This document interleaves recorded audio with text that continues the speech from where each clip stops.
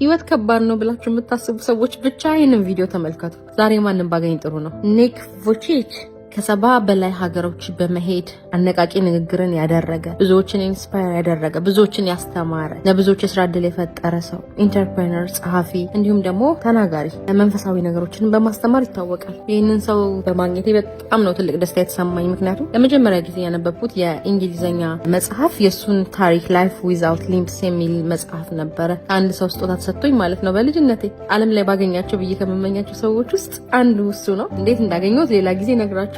ግን ሰው የሆነ ነገር ከፈለገ ማድረግ እንደሚችል እሱም በማግኘቴ ብቻ ማረጋገጫ ሆኖልኛል። እኔና ይሄ ሰው እግርም እጅም ሳይኖረው ዓለም ላይ ተጽዕኖ መፍጠር የቻለ ሰው ነው። እናንተ እግርም እጅም ኖሯችሁ ህይወት ከባድ ነው ማሸነፍ አይቻልም የምትሉ ከሆነ እንደሱ ብትሉስ ምን ትሉ ነበር? ስለዚህ ህይወት ከባድ አይደለም። ይሄ ሰው ከአውስትራሊያ ተነስቶ አትችልም፣ እንዳይመጣ አይሆንም፣ ትምህርት ቤቱ ለሱ የሚሆን አይደለም ምናምን ከሚባል ዓለም ውስጥ ወጥቶ ዓለም ላይ ደግሞ ተጽዕኖ መፍጠር የቻለ ሰው ነው። በጣም ብዙ ሚሊዮኖች እሱን ለማየት ይጓጓሉ።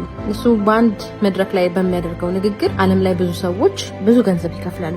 አይገርምም? እኔ እሱን አግኝቼው ነበር። የጠየቅኩት አንድ ጥያቄ ነው። ካወራናቸው ነገሮች ውስጥ ጠቃሚ ነው ብዬ አሰብኩት። ኢትዮጵያ ብትመጣ ደስ ይለናል፣ ብዙዎችን ኢንስፓየር ብታደርግልን ብዬው ነበር። እንግዲህ በጉጉት እንጠብቀዋለን አይደለ? ግን ስለሱ እንድትመለከቱ እንድታውቁ፣ መዋኘት ይችላል፣ ማንበብ ይችላል፣ መጻፍ ይችላል፣ ጎልፍ ይጫወታል። በቃ ምን ብዬ ልንገራችሁ፣ በጣም ብዙ አይነት ችሎታዎች አሉትና በጣም ማደንቀው ሰው ነው። በድጋሚ ሳገኘው ምን ብዬ ልጠይቅላችሁ? ኮሜንት ላይ ጻፉልኝ። እንደገና ደግሞ ዓለም አቀፍ ተጽዕኖ ፈጣሪ ሰዎች ውስጥ ማንም ባገኝ ደስ ይላቸዋል? እሱንም ኮሜንት ላይ ጻፉልኝ።